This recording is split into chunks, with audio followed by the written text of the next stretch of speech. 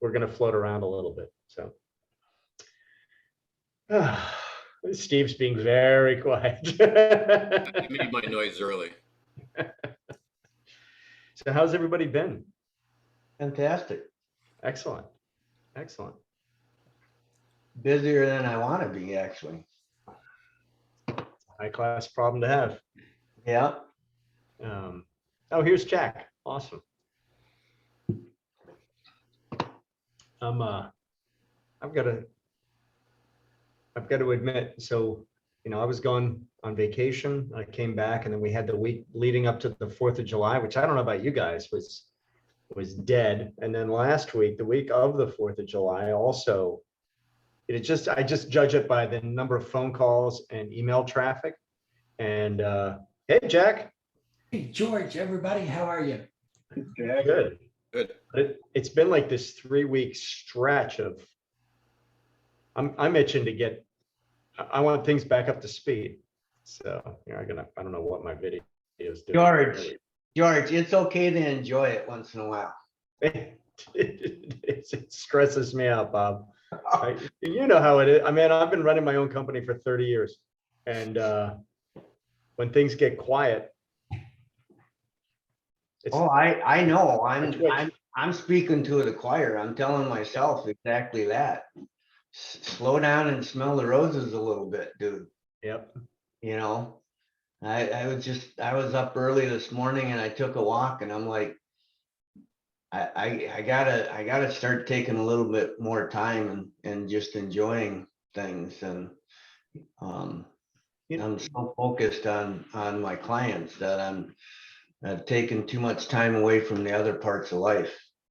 It's interesting, Bob. My first wife, Tracy, I was running my own first startup, business plan under the arm, friends and family money, taking the whole thing, alone. And meaning I was the only bacon at breakfast. But she said, you're never going to get, and she and I had been together for 20 years at that point. She's like, you're never going to be done, right? You understand that you'll never actually be done, because I'm at my desk at 4 in the morning and 8 o'clock at night. And to your point, Bob, I try to work very efficiently now, so that I'm able to not be completely out of sorts if I'm not at my desk at 7:30, and I'm no longer at my desk at 7:30. I may be checking email at home, but I'm not racing to get here. And and trying to have and I know Barry, I was talking about this just this morning. Take time. Sarah does a fantastic job she works very hard, but she doesn't live to work. She works to make a living, and she's an inspiration in that regard. And she is able to turn it off and go home at the end of the day. And I'd like to get there, because you guys know, right? It never turns off. It is always the hamster's on the flywheel back there. So, and what do you guys think? Well, in recent times, I've adopted a philosophy. I don't want to be 80 years old and say, I wish I would have. Yeah. Because then it's, or 90 and say, I wish I would have done. Mm-hmm. And it's just life is just too damn short. Life is too damn short. And whether you've had a personal health scare, or you've had, people close to you die, you're right. Life is too damn short. And there's a book called, Don't Sweat the Small Stuff. Yeah. And there's something in that book that has stuck with me for a long time. And it says, when you die, your inbox will not be empty. That's a fact. That is a fact. That is an absolute fact. So why worry about it? Yep, for sure. And it's also do the work. And this is something I've been working on, and I'm there. Only do the work you love, right? I love my job. I love coming to work. I'm excited when I wake up in the morning. Some days I'm anxious, of course. You're running a business. There's always stressors out there. Or are we going to get, or how are we going to, but those at the end of the day are fun, right? And how do we do the work we love and working with people we like? And I don't know if it's evident, but I really like you guys. I love our community. I'm so committed to it. I know you feel the same way about these groups, this community, your clients, the work you're doing. None of us. This is not necessarily an easy life. I do sometimes wish I had direct deposit and accrued vacation, but paid for healthcare. But I wouldn't have it any other way. It's actually a talk I have in my brain that I haven't given you. You guys know what a privateer is, right? So one man's privateer is another man's pirate. I'm going to use the term privateer because and then there's the Navy, right? So the privateer has their own ship, they fund themselves, and they go off in search of glory, right? And that's what I think of as an unfunded startup, right? Your traditional entrepreneur. That's what I've spent my career doing. And then you have the Navy. And the Navy, someone else pays for the ship and the fancy uniforms, and they get 3 squares a day, and they go sailing off looking for glory. And the two experiences are so starkly different. And I think of the Navy as big business, the larger firms where there's you're a little at risk. There's plenty of stress. You work very hard, and there's no question. But you're on a ship that someone else has paid for, and you're not worried about whether the quartermaster is putting your wages into your account. The privateer is still out there like, shit, guys, we're almost out of water, and we better figure out a way to get water. And so there's a talk there somewhere about the difference and the choices and the freedom and the fun that we get to have as privateers, compared to. A lot has to do with mindset, though, because I spent most of my time in the corporate world, and most of it in leadership positions. And I guess we're not supposed to cuss on this, but if you're cuss away. if you're a dumb shit like I was, you'll still behave the same way that you're describing a privateer behaves, because you've got this mission, and it's your mission. You're leading a bunch of people, and you're certainly not entirely autonomous, but you got the same drive, the same motivation to make a project or a business successful as the privateer, depending upon your mindset. So that's where I was for my umpteen years in the corporate world. And of course, the folks on top are glad you're a knucklehead and will do that. And if you're lucky, they'll give you a gold watch when you leave. If not, they'll wave at you. They'll wave at you. Yeah. It is that mentality, Steve, that got me uninvited from that company. I always bring up that I think is in the advantage. I got to get up the chapter and verse on that. But yeah. Anyway, I was having this discussion with 3 or 4 guys that I'm picking them, I guess, 2 or 3 weeks ago or something like that. And I said, in one case, you could lose your job. In the other case, the privateer, you could lose your house, depending upon how you financed your little endeavor. Yep. It's funny. So have any of you done raw startups from the ground up? Yeah. So I remember when I did the company in Dallas, it was me and 4 of the guys. There were 5 of us sitting in a warehouse on Luna Road, north of Dallas. And the guys were shooting the breeze. And I was the guy they brought in to bring in the business model. And then the other 3 guys, it doesn't matter. And they're talking and they're just shooting away. And they were talking about the number of times they had been through a personal bankruptcy. And I was young, I was in my early 30s, and I was fired up. I was right before I had kids. I had my first kid in Dallas, and I was fired up. I'd been invited. I felt like I walked on water. They wanted me to work with them. And these are 4 really successful guys.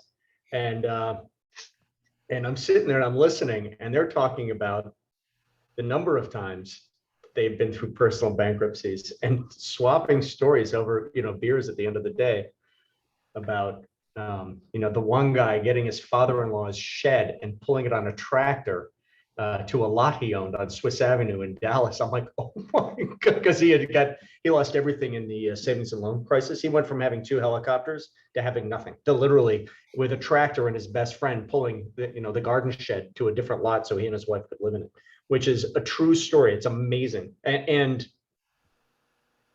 he took $22 million out of that deal we did in Dallas. So, not a stupid man. But it struck me, it suddenly struck me. I was sitting, I'm like, holy shit, these guys, there you go, Steve, they're swearing.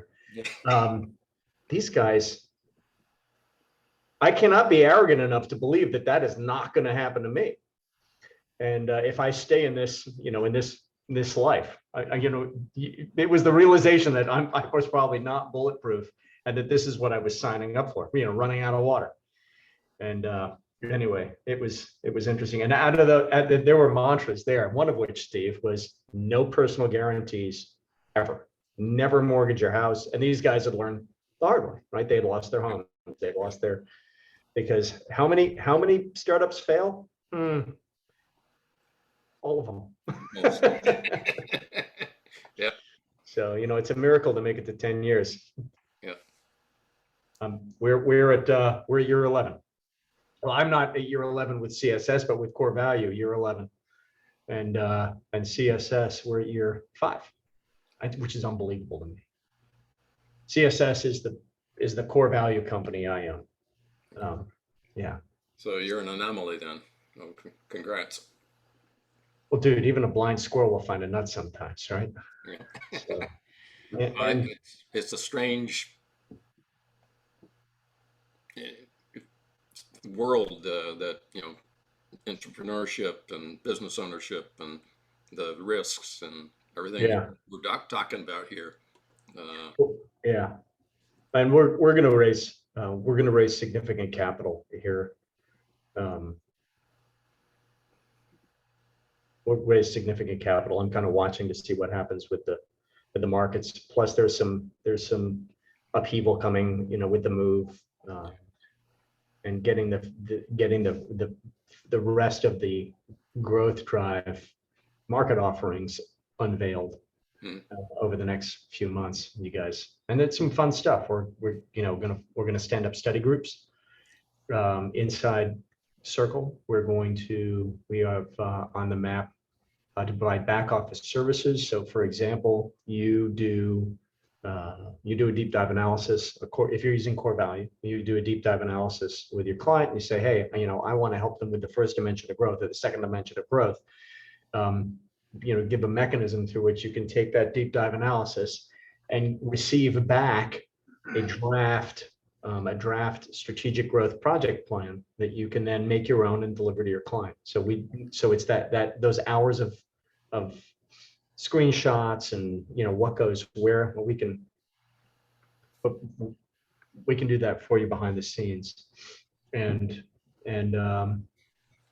build them like a Monday.com Gantt chart. It's a few hours of your time that you can spend trying to find the next client. It's the highest and best use of your time. What's the highest and best use of your time, and how do we free up? How do we free up more time to go out and help, directly client facing or doing biz dev? There are a couple of services like that coming out, if that makes sense. And we'll see. I'll comment that I don't need those services now, but that's the only way for any of us to scale. Yeah, exactly. So it's a good thing. You're good. I'm glad. I'm going to be interested to see how the study groups, especially the study groups and this service and things like, I'd love to keep beating the drum on the Discover Senior Leadership Alignment Report, right? So you just discover with the entire senior team. We'll create a report for you. That service is out there right now. I haven't really been promoting it as much as I could, but you're going to hear more and more about that as we think about, engaging with a client and starting to help them. The first thing we need to do, once they've identified where they want to go, and let's make sure their senior leadership team has buys into the vision, and is aligned with where the company is today. Is that all important? Where are we today? If we can't agree where we are on the map, how the heck are we going to go on a journey together? So yeah, we're going to have some fun. Jack, you're being awfully quiet this morning. Taking it all in.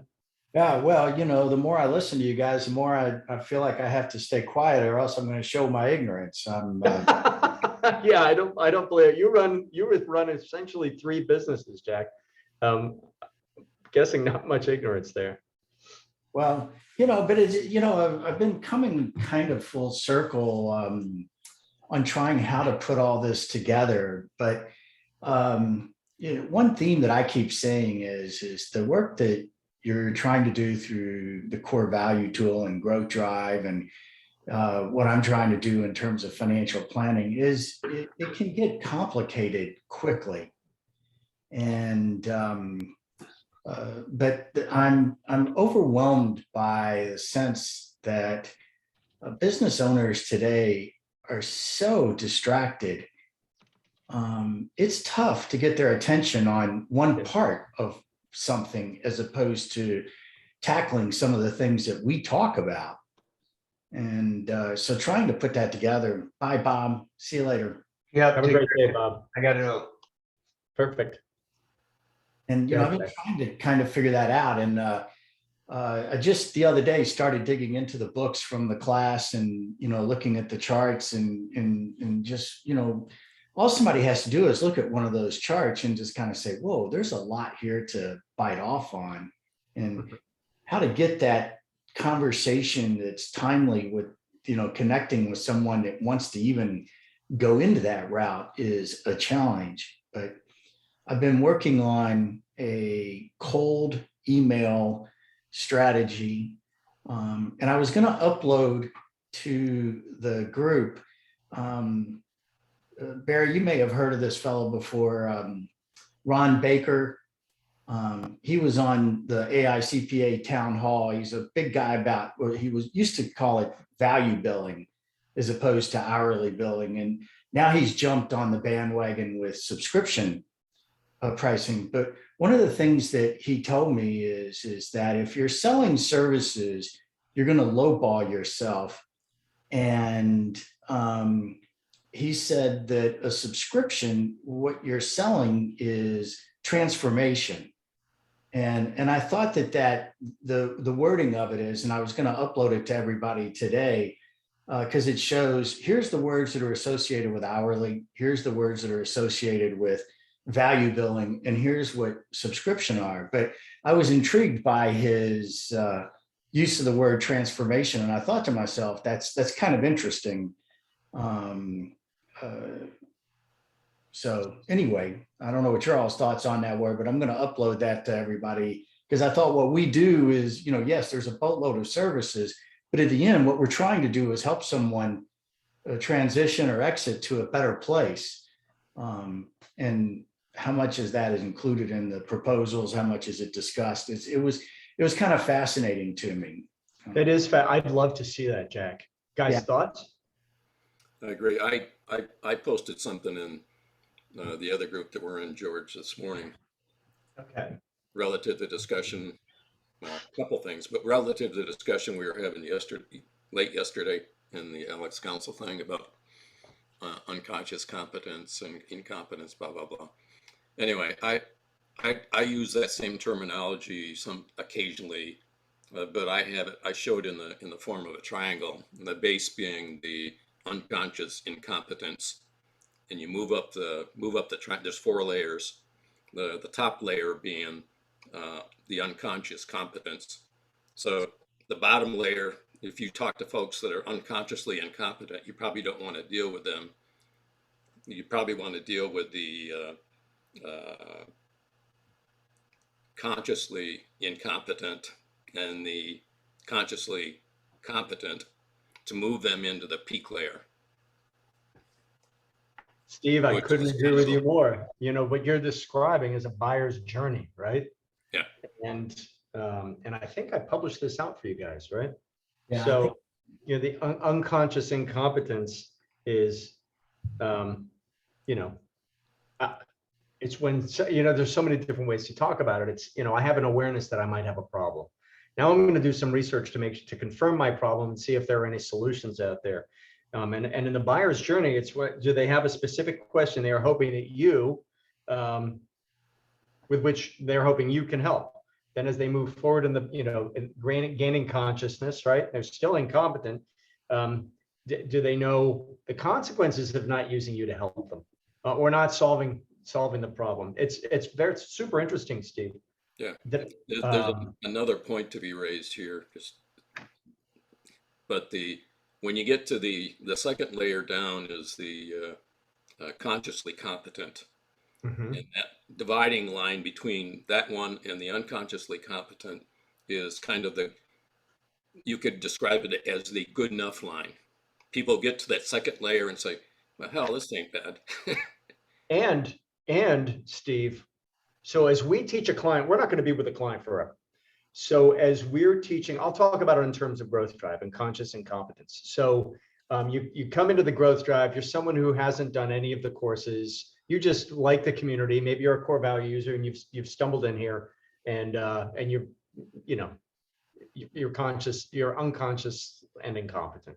Mhm. And then you take the growth drive launch course. And so you have a certain level of competence. And along with that, and let's think about this in terms of a client. So our client now is aware they have a problem, but they need you to help them, right? They can't solve the problem themselves. They need you to help them. And then as you work with them over time, they increase their competence, their ability, their understanding. Yep. And they're able to work a little less with us. And I know we're busy working ourselves out of a job, but I would ask, but are we? Because the level of trust that we're creating is going back to that subscription comment. And then, you know, then they have reached a point where they understand what the best practices are. They have KPIs and other numbers to make sure that they're operating to their top capacity and according to best standards. And that they're, you know, that they're in control of the growth of the business, that the growth is within that parameter. It's, you know, it's as high as it can be without crushing cash, which is, you know, you know, I know the four of us understand. Most CEOs don't. And then it comes to a point where they're like, you know what, I've got this. But then we can then have an additional role, first of all, to make sure that we're always there as a sounding board.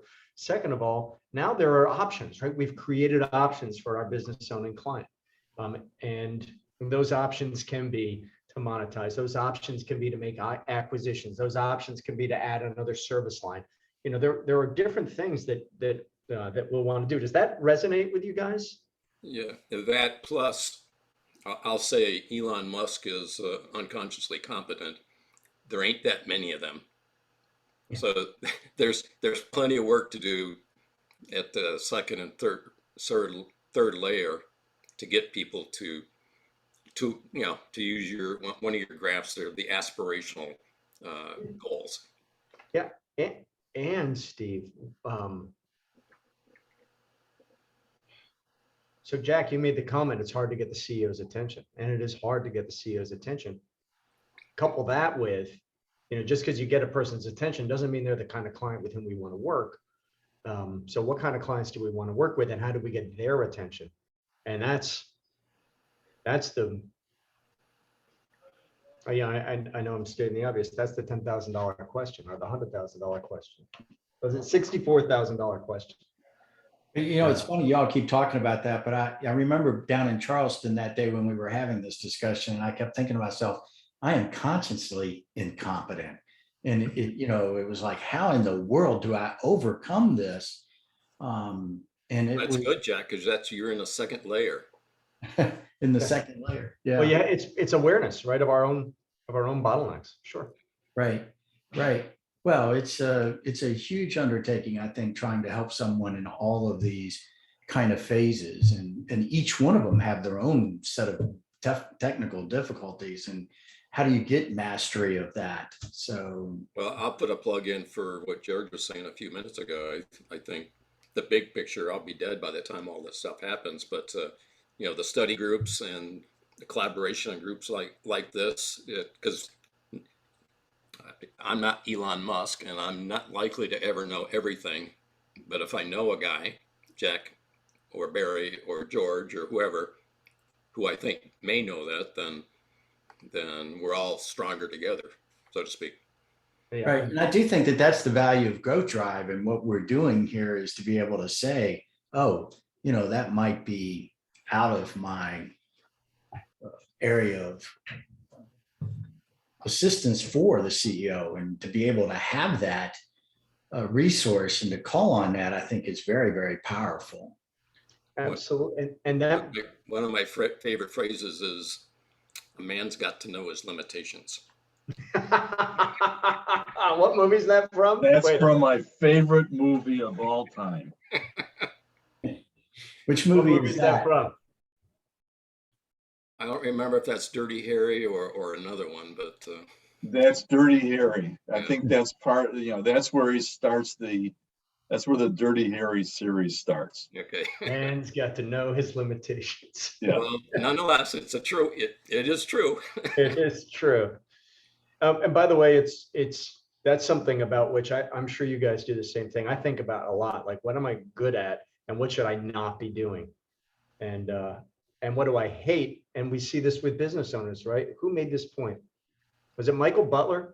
That, business owners, there are always things that they hate doing, and so they don't do them. Or they do them begrudgingly. And that's those aren't blind spots, those are opportunities for us to help them. But man's got to know his limitations. Yeah, man. Absolutely. Well, and it's interesting how you bring up how the CEO thinks. And George, you're familiar with this client because I found some ideas off of you on it. But I finished up in the last month or so a rather large project for a decent sized construction company that's gone through some difficult times. And the CEO, when I issued my report, the CEO added them up. He says, Barry, you came up with 74 items that I got to fix. I said, well, you don't have to fix them all at once. So he said, prioritize this for me. I can't deal with this. So I learned something, that you just don't issue a huge report. You have to really barrel it down to 4 pages for most CEOs. But we identified those things that he does not want to do anymore, but that he has to do because they're critical, they're mission critical to the organization.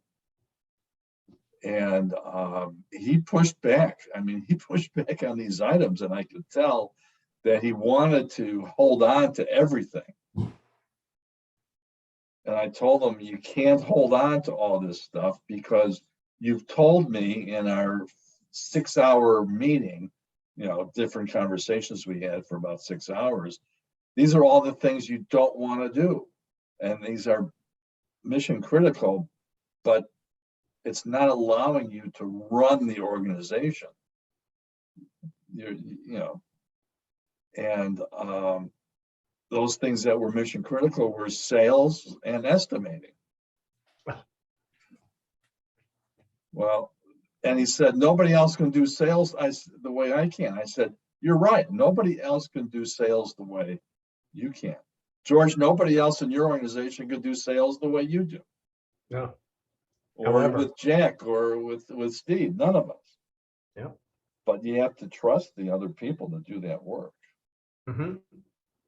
Yeah. And yeah, in my experience, get it down to checklists and metrics that people. The biggest hurdle that I have is I constantly have excellent introduction meetings. I ask really good, thought-provoking questions that creates a lot of interest. But what I have so much difficulty doing is onboarding the client to where I'm compensated for what I'm doing.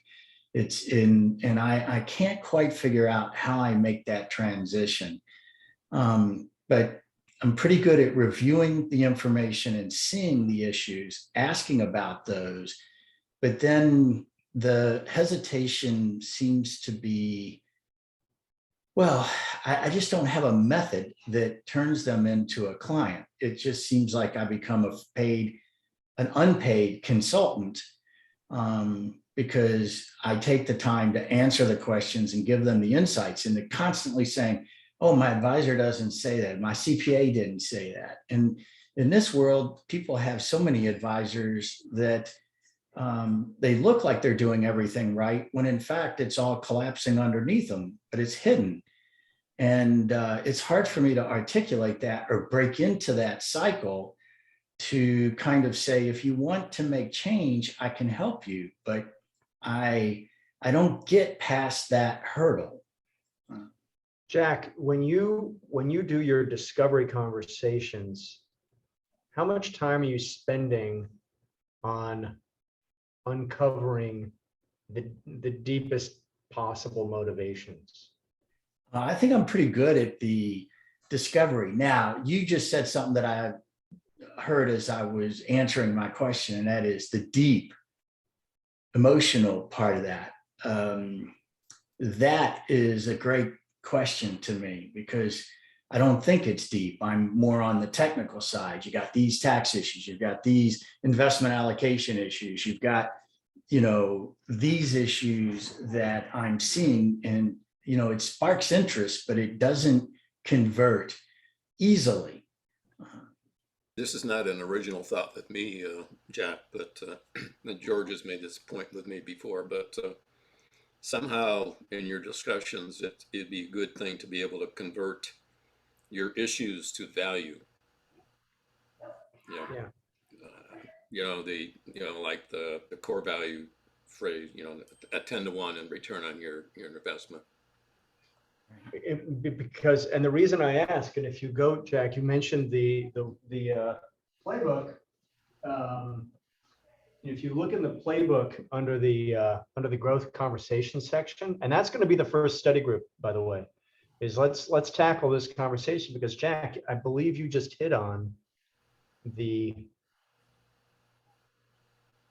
crux of the matter. How do we get someone to see us as one of the solutions to their long-term wealth? And and I know we're over the half-hour mark, but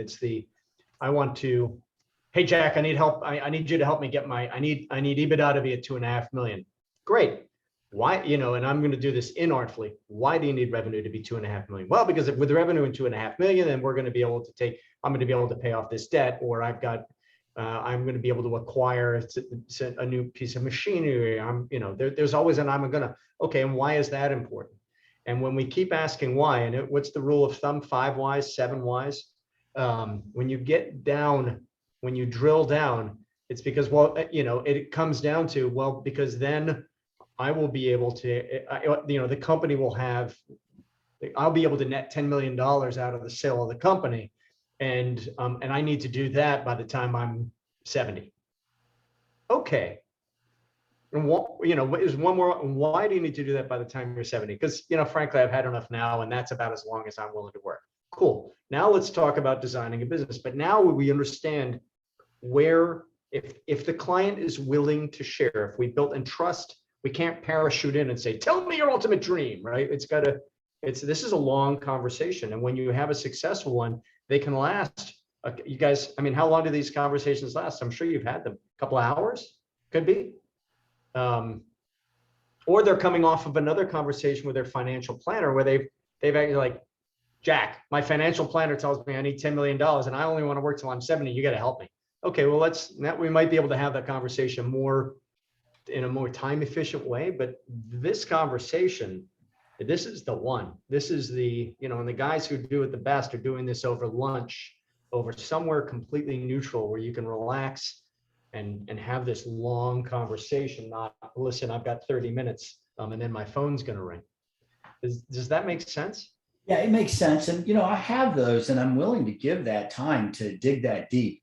I think what's interesting to me is trying to come in with some good ideas, but the full range of change is too intimidating to take on. And of course, you all might be looking at it from, the CEO level, and you're talking to CEO about growth. But, like the conversation I had this week was one with a client that had tax issues. But the tax issues were coming from their financial planning decisions. And when they shared their financial planning report, I could see where there were so many flaws in there. And so, I'm looking at it from that point of view. But when I wrote back and there were so many issues to undertake, I said, they were looking for me to provide them a report. And I said, this is too intense and too deep, and I'm not going to go that deep without being engaged. And so I wrote back an email saying we should have a phone call. I was willing to go through the report with her and give her the time to look at that. And this morning before this call, she wrote back and said, hey, appreciate all that, but unless you see something really earth shattering, I'm going to stay the course where I am on the financial plan, but still want to talk to you about the taxes. And I was like, you're trying to focus on a incorrect Roth contribution. And then over here, tens of thousands of dollars are falling through that you don't even know. And you won't even give me an hour to talk with you about that and alert you to that.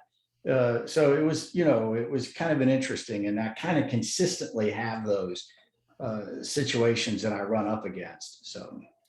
Jack, I've adopted this book. I think I've mentioned to you several times, or if not, it's Let's Play or Let's. What is it? Let's Play. Let's Get Real or Let's Not Play. Let's Get Real. Yeah, baby. And what they're talking about in that book is really, you start the conversation with expectations. And you're setting the expectation that your expectation at the end of the meeting is to answer two questions.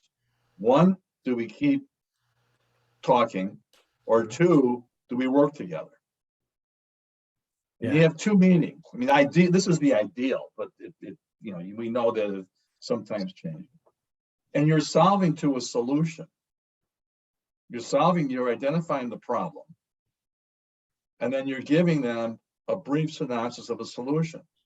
And no proposal, no report is done by email or snail mail. It's done in person. And if it's not done in person, they're not a client. So yeah, sometimes I think we tend to, with email, we tend to just send them something and hope they're going to, analyze it and, get back to us. But if they're not willing to take the time in person, they're not a client. Yeah, I've turned away business because they won't meet with me in person. I said, then go find somebody else. Yeah, it's interesting, and I probably need that. I think what you're saying is I never set the expectations. I'm just, Mr. Good Guy. Oh, I'm pointing out all these things that could help you, but as soon as we hang up, I'm going to order the book. Well, it's like Jack, you and I have the commonality that we have in this, right, is we're CPAs. We're technicians, right? Okay, we have to get rid of that crap, right? And say, okay, we're now and it's hard to get out of that that mindset. Mm-hmm. And I'm looking up your DISC assessment. Cheating. Steve, you had a point? We won't solve this issue in this discussion, but just a couple of things. Jack, you're playing whack-a-mole, and the point that I'm trying to, I'm going to ship out a deep dive report today, and the basic, one of the messages, I don't know what to tell you. You've got this big gap, but since we haven't looked at your holistic situation, I don't know if you want to close that gap or not. Yeah. Right. So you need to look at the whole, and that goes back to a bunch of whys, but your personal and business and financial situation to know what advice to provide. And while we're on books, Mark Roberge's excellent book, Sales Acceleration Formula, which is about so much more than sales. And this works. Jack, when you get when the client shares, when they trust us enough, when they're vulnerable enough to share, okay, well here, they're at least opening the door, right? They're giving you a view to ask, okay, what happens if you don't X? And then just shut up, because they will answer you. It's human nature. We all want to say, well, because they need to describe from their perspective the cost of failure or the cost of inaction. And if at that point they're not willing to take a step forward, then your phone may ring 6 months from now. But right. That's great, Jack. But what if you don't sell the business for 10 million? Well, I won't be able to retire. My wife will leave me. My husband will leave, whatever, bad. And another way to put that, George, is what happens if you do nothing? What happened? Yeah, the cost of doing nothing. What's the cost of doing nothing? Yeah. And you're right, shutting up and just listening, because the room will go silent, and he'll sit back in his chair and he'll say, it works. Always wait people out in a sales situation. A friend of mine, Bob, trains salespeople in the automotive industry. He's incredibly successful at it. And his mantra is, you got 2 ears and 1 mouth. Use them in that proportion. And just shutting up is a very, very, it's not a powerful tool. You're not manipulating anyone. It's letting them have time to get their thoughts, catch up, and think through, and mutter to themselves. And they will answer, or they'll end the meeting, right? Either way, you've got what you need. Right. Yeah. I got to run to another meeting, gentlemen. Yeah, guys, this has been a terrific conversation. Anybody mind if I post it? No, not at all. No, I don't think there was anything terribly personal. So it was great help. And this is George, where did you post the buyer's journey? I will find it and send it to you. Thank you. I mean, I believe I posted it. I'll figure it out. Okay. Okay. Great. Thanks, man. If not, you'll know what the next blog post is. All right. Thanks, guys. Have a great day. Take care. Appreciate you guys. Same, Jack. You have a great day, man. You too. Bye.